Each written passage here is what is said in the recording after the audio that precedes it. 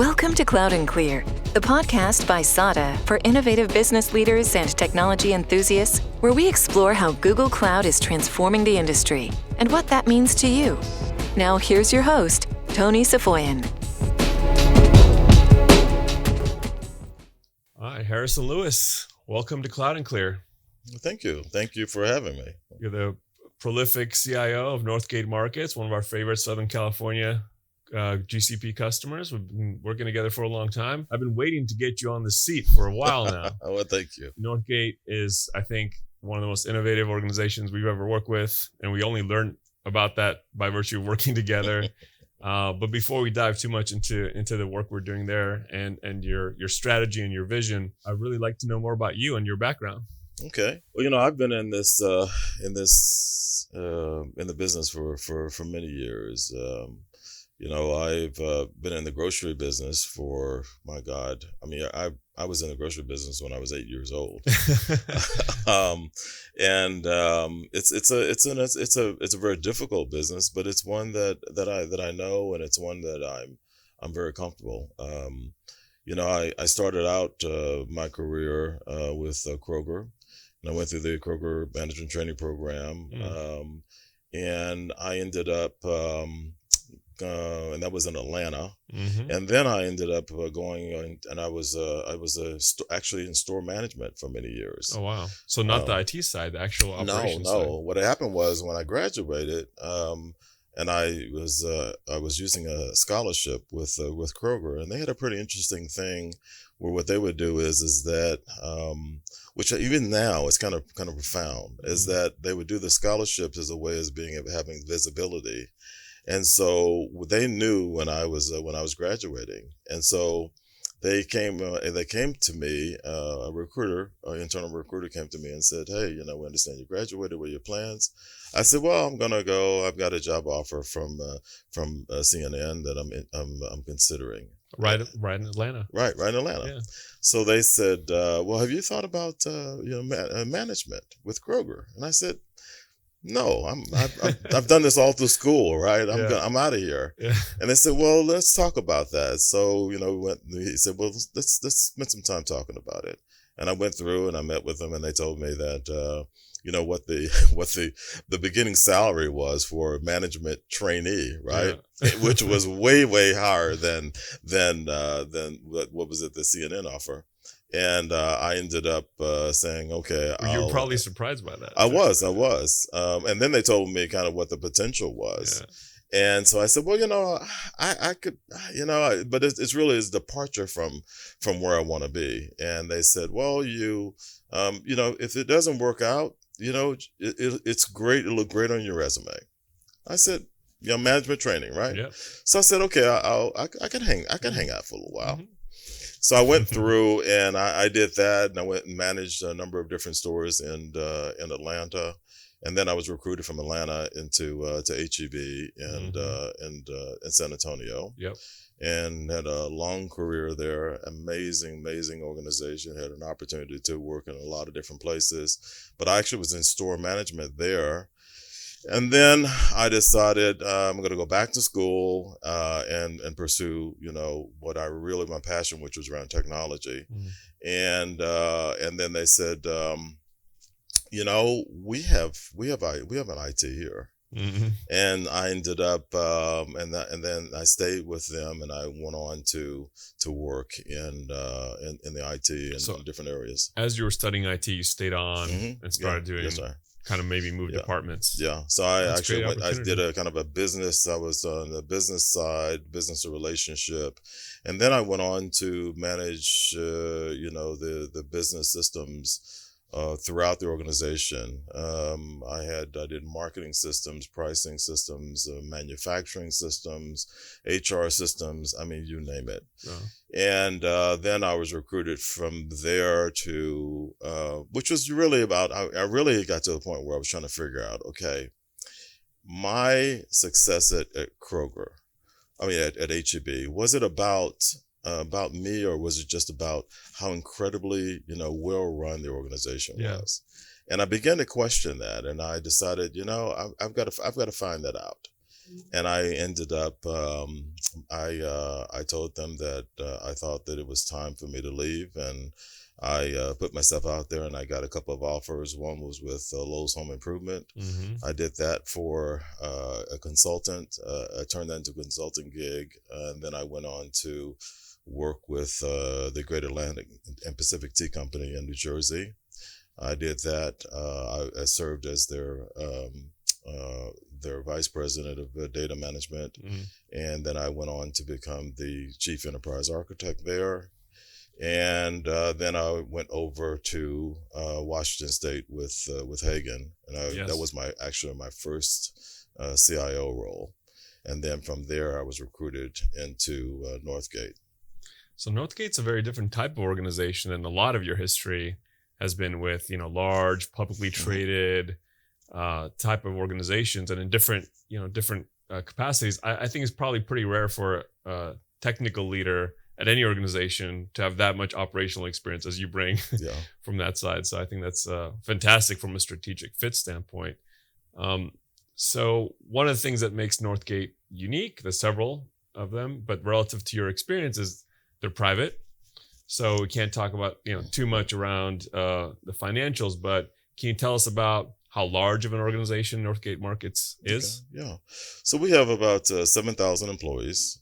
We are based in Southern California.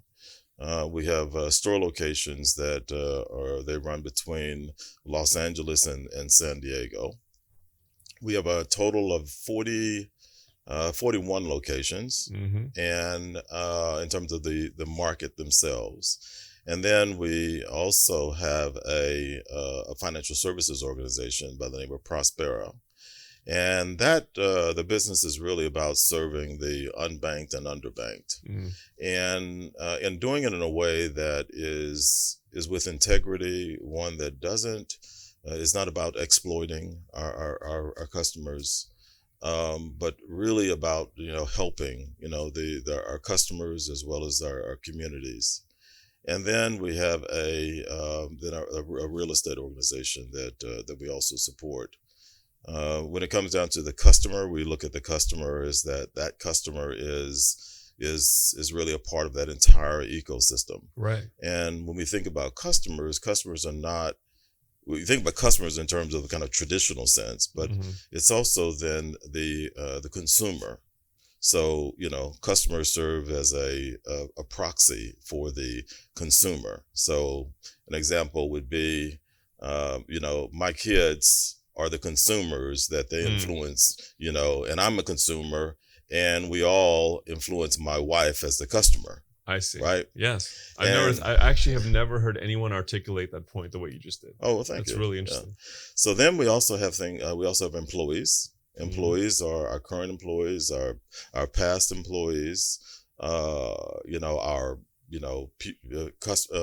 the people who are interested in coming to work for us. We have also businesses that we provide financial services to, that also are part of that ecosystem as well. So we really define customers as very, very broad, and that customer base is then is information that is both that's leveraged throughout the organization. So you've been there at Northgate, I think about 7 years. 7 years. It'll be actually 8 years in October. 8 years in October. October 18th. Oh, wow. Okay. Yeah, time flies. Yeah. So what are the changes that you've seen in the organization, but more specifically in the IT strategy side of the organization in your time being there?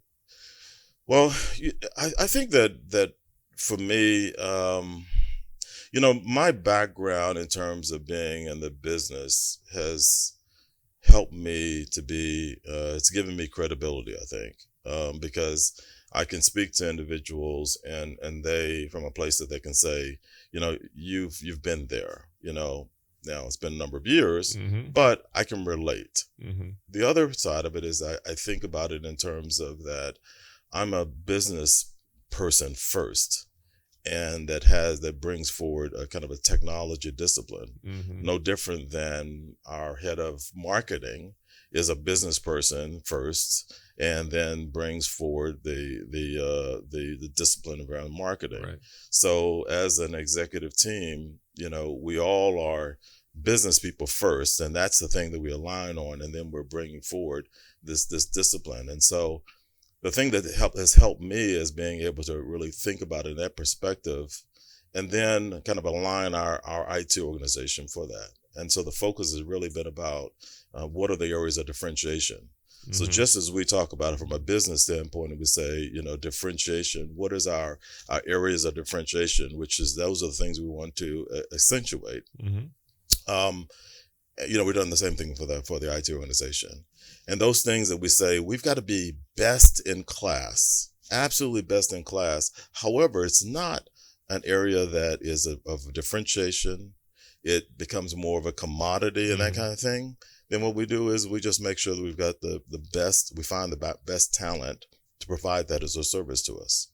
And so as a result, it's allowed us to be able to be very lean as an IT organization, be very, very effective, and then also be very nimble, because, I don't have to, I've got some of the best and most talented database administrators in the entire world, right? But yet I have not one. That's right. This delivers a service, right? Yeah, it's not something that I need to be, that I need to differentiate on. Yeah, right? Your team is what, just 31? 36 people. 36 people. That's right. Yeah. But so you have to be very selective about what type of talent you're going to hire. It's going to be part of your team. And then, of course, how you choose your partners. That's right, right. So vendor management, partner management becomes very, very important.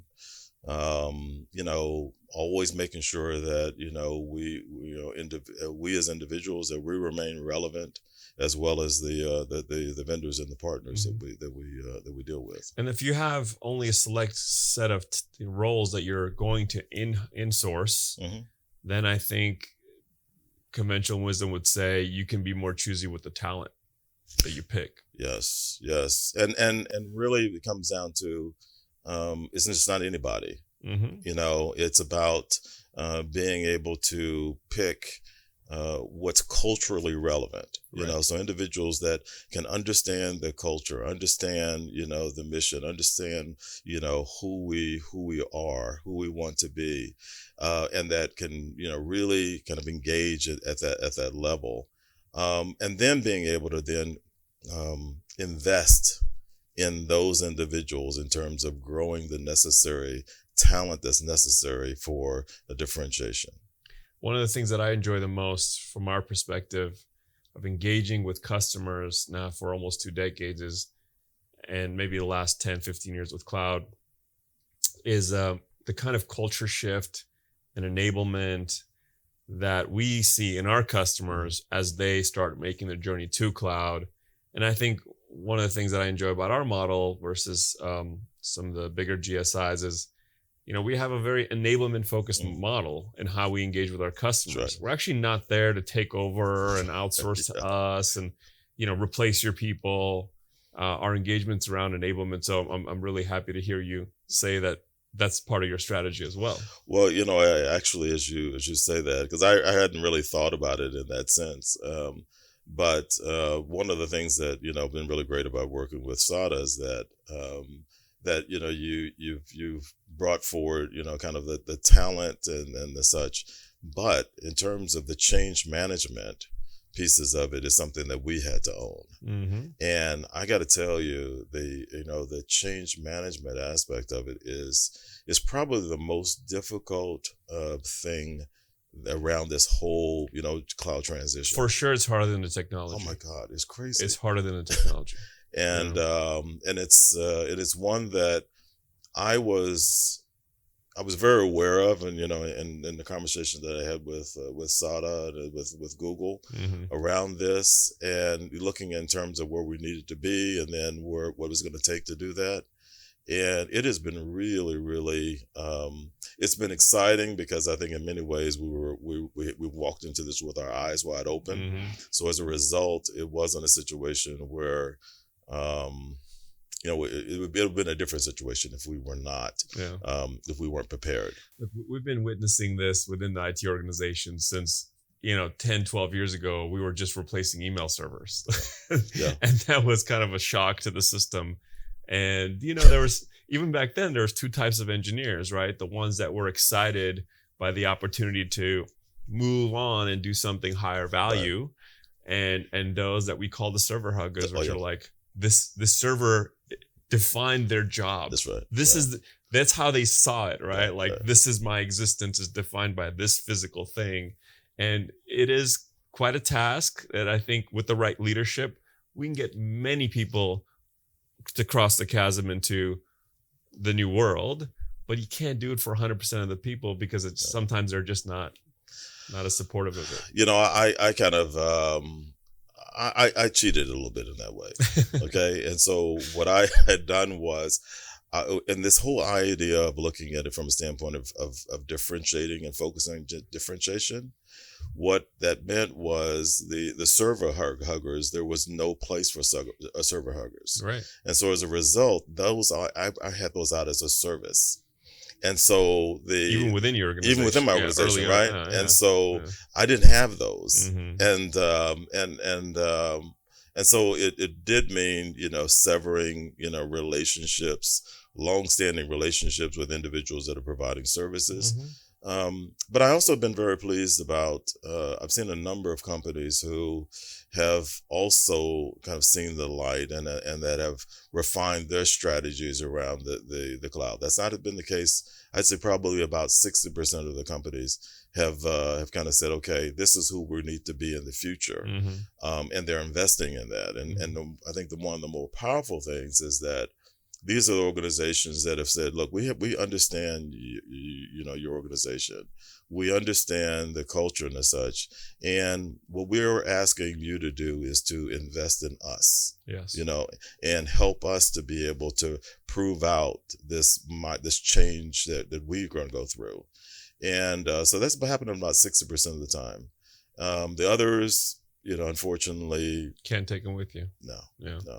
No, it's just the reality of kind of evolve in order to stay relevant. I think what I enjoy about our business model and our business strategy is we're there sort of promoting the opportunity for the traditional enterprise who are not cloud native organizations, generally speaking, is we're providing the opportunity to evolve and to thrive in this new world because the largest of enterprises, their current model is not,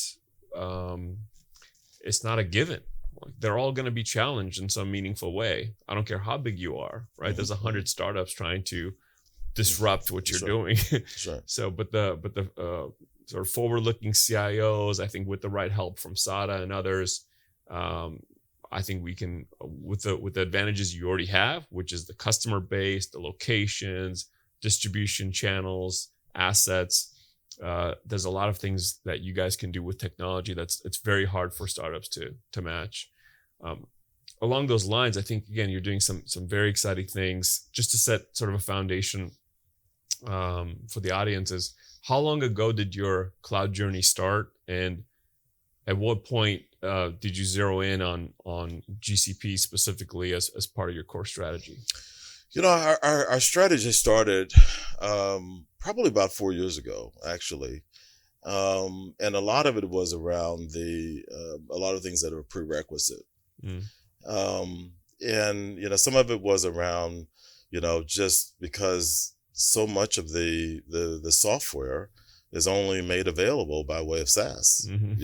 Mm-hmm. And so, you're going to be there.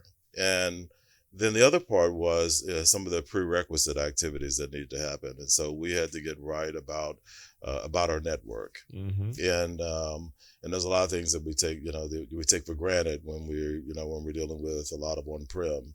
But as we look at it in terms of our cloud, then the network is a completely different focus. The other part was around security.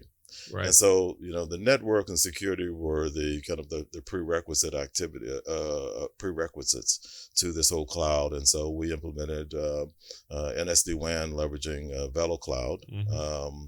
And said, well, we got that right. And, we did that. We were able to save, a lot of money. as well as being able to prepare ourselves and for this cloud. I think the other thing was around the security architecture. Security architecture was kind of completely refactored around this cloud and positioned of us. And then, the kind of the last thing, we were talking about this thing about what we needed to do, and our strategy was around the data management. Mm-hmm. And the idea of being able to establish a data lake and, really looking at and saying our customer is the asset, and the customer being kind of our definition of customer. Mm-hmm. That is the asset. Mm-hmm. And that is an asset that is to be managed. Especially right? when you have so many lines of business. Oh my God, yeah. Like the life cycle and the customer value, lifetime value formula for you guys is very different than a typical retailer. That's even, right. Right. Right. And the thing is that and people they evolve. And so you think about in terms of a new of a child, and then a child going into one day becoming a parent, Mm-hmm. and first time parents, and then children, and all this whole thing. And so over these generations, it's about being able to be relevant over the generations as their needs change. Mm-hmm. And so, and this is the case when it comes down to the food, and so our whole kind of we're not like the traditional grocery store. Mm-hmm. It's really the focus is around fresh and prepared foods, Mm-hmm. right? And you can see that now there's a whole much this lot of emphasis on fresh and prepared, Healthy. authentic and healthy and all that. Yes. Well, that's our pedigree, right? That we've been doing that for as long as we've been in business. Yeah. The other is in terms of customer service, Mm-hmm. and choice and the assortment.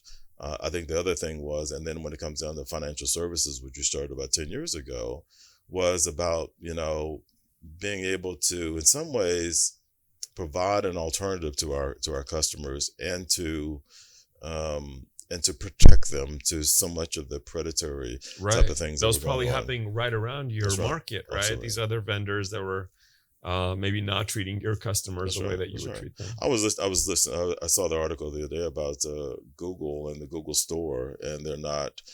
They've kind of locked out these apps of these predatory loan That's right. providers, right? Yeah. And it's I think that's important that that we're there for our customers that are in our communities. And we're there for people. I love it, by the way, when the private sector takes a stance on these sort of issues, because it just takes so long for like regulations and laws to catch up. Yeah. You know what? If we care about our customers and our communities, we take our own stance. I applaud that. That comes from, I think, the family, the culture of the whole organization. And it's something that's wonderful that you support as well. Well, it also kind of calls in line with when I talk about partnerships and relationships. If I've got to go, if I'm finding myself that I'm referring back to the contract, Mm-hmm. right? Mm-hmm. It's probably too late. It's too late. I mean, we got major problems here, right? That's right. Yeah. And so, really, they've got to lead in with the relationship. And so, as you talk about, kind of like legislation and laws and those types of things, they're always going to be something significantly less than what's necessary. Totally. No, I'm a big proponent of that. And it's great to do business with others who are culturally aligned with SADA. And I think that's fantastic. And there's certain things about Google that I think is very aligned. The whole economic model around consumption is so, I think, productive around promoting what is best for the customer. Like we're all now, we have to encourage and create systems and mechanisms to behave in such a positive way. Like we have to continue to add value. We can't take any of this for granted. Like you didn't just buy 5 years of software that you're going to pay for anyway. Like, no, you're in this consumption modality in which you're going to use Google Cloud to the extent that it's providing value. And if it's no longer providing value, you're going to turn it off. Right. So I think it causes all of us to behave in the right way. But you guys are sophisticated. You've come from all sorts of platforms. which are, there's plenty in the retail space of technology stacks and platforms and data solutions. What was the one thing that honed you guys in to really look at and deploy GCP over others? Well, we were very big on open source. Mm-hmm. We're also very big on innovation. And, innovation for me comes in many different ways. Some instances it is, creating something that, just didn't exist, and then there's other is being able to take something that does exist and been applied in one way that you're then, using in a different way. Right. And, when I think about and then this whole thing about differentiation and innovation, for me, they go hand in hand. Mm-hmm. And, as I looked at where we needed to be and what the opportunities were for our organization, there were basically, three alternatives. One was Google, the other was Azure, the other one was AWS.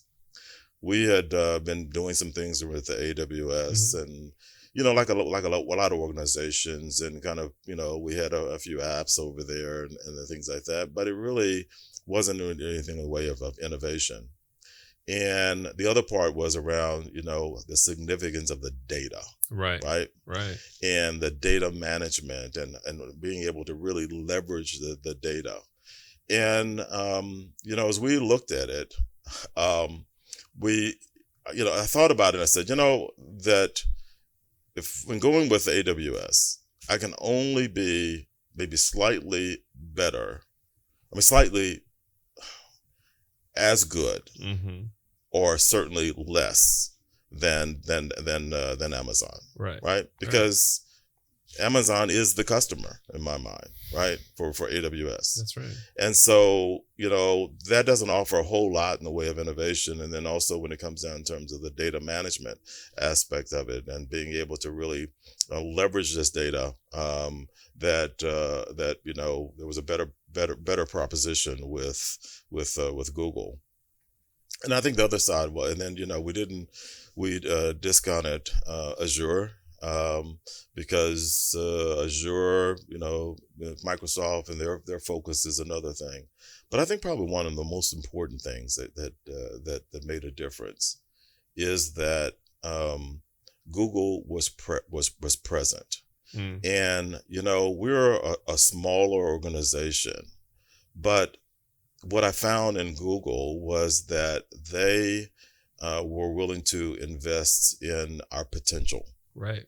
In so many organizations, they, and we do the same thing with customers as an industry.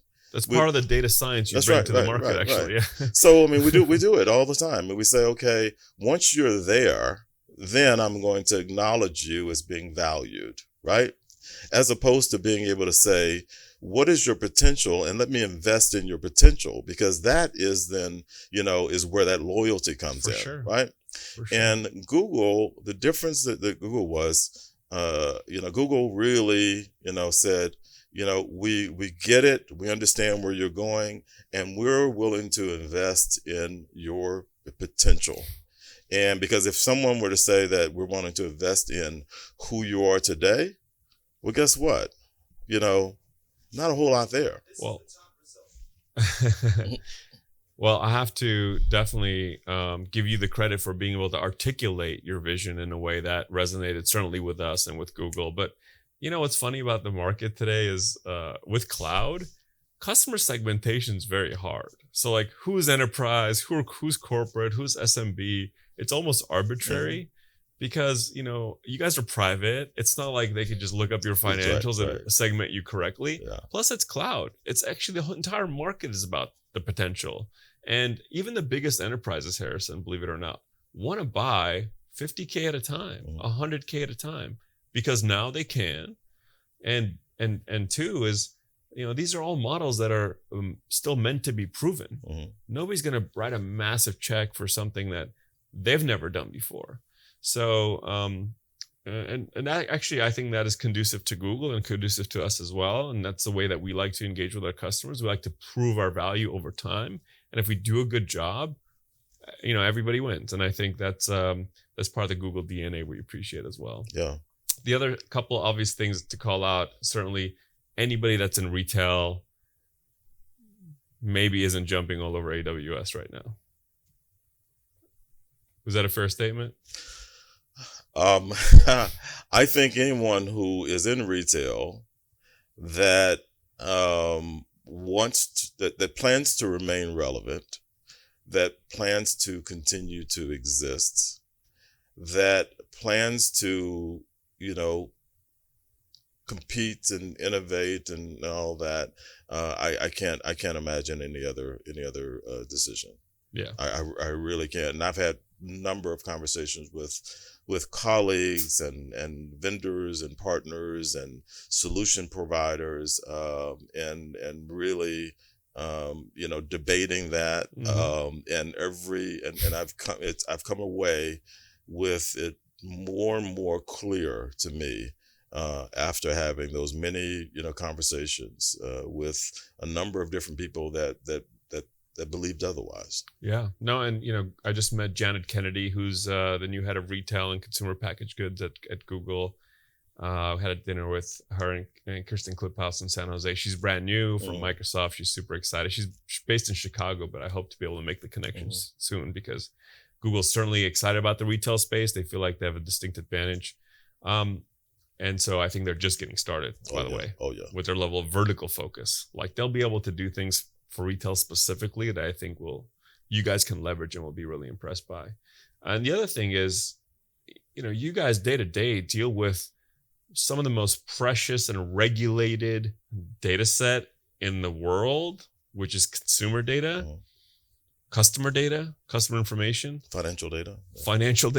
Can we talk about the security posture or what you saw in GCP specifically that gave you the confidence that this is a destination that you can house your very sensitive, highly regulated data?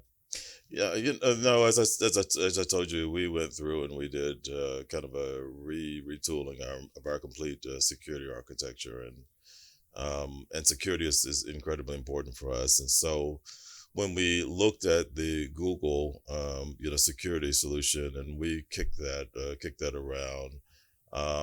And we ended up, feeling really good about it. So, we've established a virtual private cloud on GCP that is very, very well secured. One of the things that we do is that we have a third-party auditor that they basically audit us twice a year. And my position on that is that I'm really excited when we do an audit. It's probably the weirdest thing.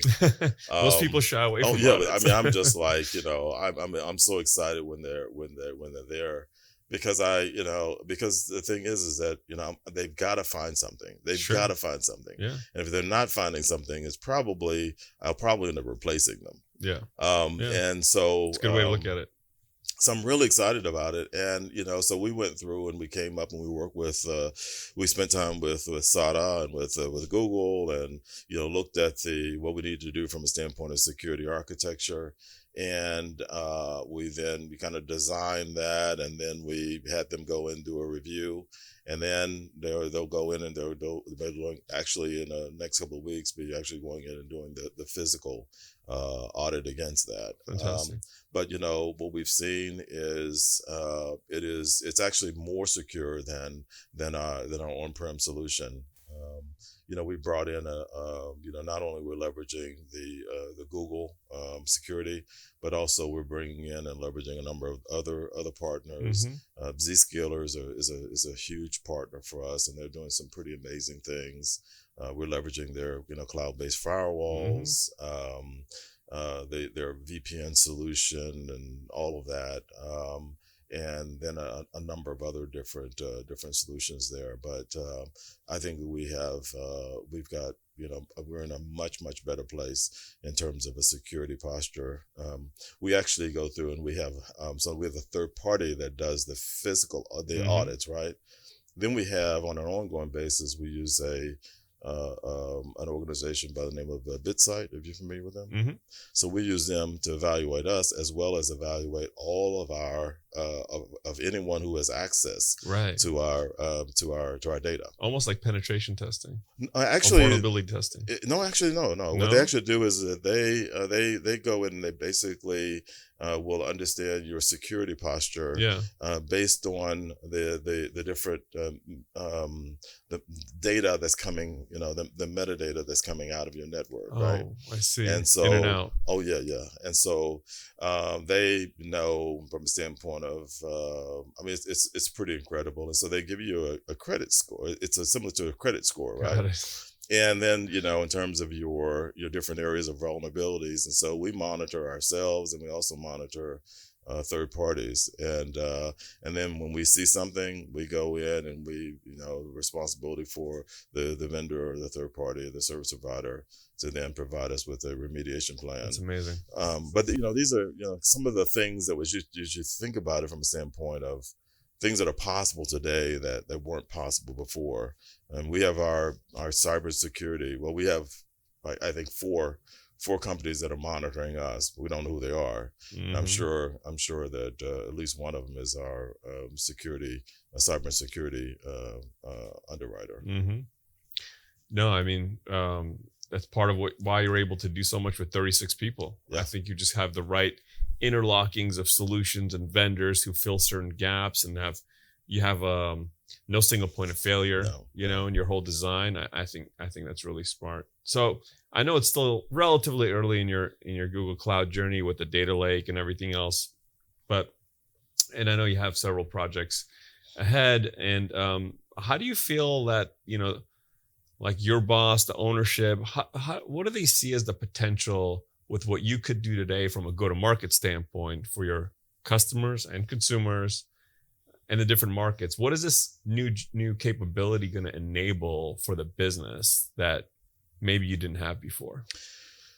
Well, I think from a standpoint of the analytics as well as leveraging artificial intelligence, machine learning, I think in terms of the flexibility, and being able to, and being based off of, paying from our consumption. Mm-hmm. And so, we are a cloud first. I'd almost go say as far as a cloud only, because it's just another option. Mm-hmm. And then and a API first organization. And so what we've seen is, when we've transitioned away from, file-based integration and ETLs and that kind of thing, instead leveraging, ESB and an API and API management and such. And it has been just amazing to see, some of the things that's possible, given that approach. I think the thing that, this whole area of the data management, the customer data management, has really prepared us both for the CCPA as well as for the GDPR. Mm-hmm. And I think it prepares us for anything else that anybody else is going to throw Any at us. new regulations, new laws. Because we on the Google platform, we established this entity we call CIM, which is a customer information asset management. And so we have, one a central repository that represents the customer, that maintains kind of a primary key for the customer. And then there are surrogate keys of the way the different entry points that the customer comes in from all these different touch points. Mm-hmm. And we keep it, the surrogate key represents how they are known to that individual, to that other system. Mm-hmm. So whether it be, so we're not really kind of imposing that. And then all of the transactions, we have that in the data lake that's on BigQuery. And so all the transactions that are associated with it, that we don't go through and try to normalize that. The transactions, they reside as they in a native state. Yeah. And so from a standpoint of being able to do the analytics, we've just finished a really nice machine learned AI model around underwriting that we're really excited about. We're actually going to be putting that in line and leveraging the API with the AutoML. Yeah, that's cool. And in a couple of weeks now. You were telling me how earlier when we were talking that it's providing visibility and insight that's maybe counterintuitive. Oh yeah. That people's would not have guessed that those would be the results of what the data is actually showing. Yeah, a lot of it is really people scratching their head. I mean, some instances there's things that, oh well, I yeah, that makes sense. In other instances it was like, well, that doesn't make sense, right? Mm-hmm. But the thing is that what we did was we took all of the bad debt for over 3 years of data, right? And gave that and machine learned and it came up and I basically picked out about 30 relevant attributes, right? And then we're finding out some things that people are saying, well, I didn't know that, but we've actually had people challenge it. So we've been running it side by side, Right. and they've been people have been challenging that, and they were like, oh, and they have actually gone and looked at it, and they, oh my goodness, I should have caught that, that kind of thing. And it's just some very subtle things. Mm-hmm. It's allowed us to be able to do things that around very personalized. So if you've got an engine that's kind of more rules based, right? So we might say that if a check that we're going to underwrite or a loan or whatever, it hits this threshold, then we're going to do this, right? Right. Well, here what we're able to do is to be able to do it based off of that individual, that individual or that issuer or the type of business or the type of work and everything else, and really tune that in a way that is absolutely impossible. The level of granularity oh my God, yeah. you couldn't get before. No, we think definitely BigQuery is one of the crown jewels of the Google cloud platform ecosystem, and I think that is it's something that a lot of our customers who are data heavy are starting to realize. It's often for a lot of our enterprise customers the first thing that they'll use from GCP. Like if they use nothing else, if they're completely invested in other clouds because they started earlier with those, BigQuery is like the one that stands out. Yeah, I think it's a key differentiator for Google. I think it's a key differentiator, and certainly in terms of something we've been able to exploit and establish a data lake on it. And SADA was when we went to Google and said we wanted to do this. They sent us. We didn't know SADA before introduction with Google, and so you guys have been very, very instrumental in terms of pulling that together. I appreciate that. No, you saw Heather walk by and you gave her a big hug. I think our technical account management framework's working well for you guys as well. I tell you what, I think that you've got just an incredibly talented team and a very, very and then they're in it to win. I hope that's the case, because that's part of our culture. Well, but it's something that can be very easily taken for granted. Yeah. Because these relationships, these projects are all very, very difficult. I mean, I think of these things as projects in their nature do not want to exist. I'm seriously. I mean, they just do not want to exist. Right. I mean, it's like taking someone like I think about Frankenstein, right? Yeah. You're pulling someone out of the ground, and you're then where the no life, and then you're trying to bring life into it, and all it wants to do is continue to die, stay dead, right? And projects are just in their nature just don't want to exist. It's a change, right? And people don't like change. Yeah. Change doesn't want to happen. Yeah, and so the thing, and sometimes it can be very, very frustrating. It could be easy to go and say, well, let's not do this. It's too difficult and things like that. And what I've seen with the SADA team, they've been right there with us. I mean, they've been frustrated. We've been frustrated. But what has never been a question was about giving up. And that's something that is very, very special and very, very unique. Well, when we have a client customer who understands that the journey is new for a lot of people, it's new in the market. What you guys are doing hasn't been done 1,000 times, right? That we're learning together. And I'd much rather be in this position with you, and I'm sure you as a customer, to be learning first, going through, the challenges first before your competitors do.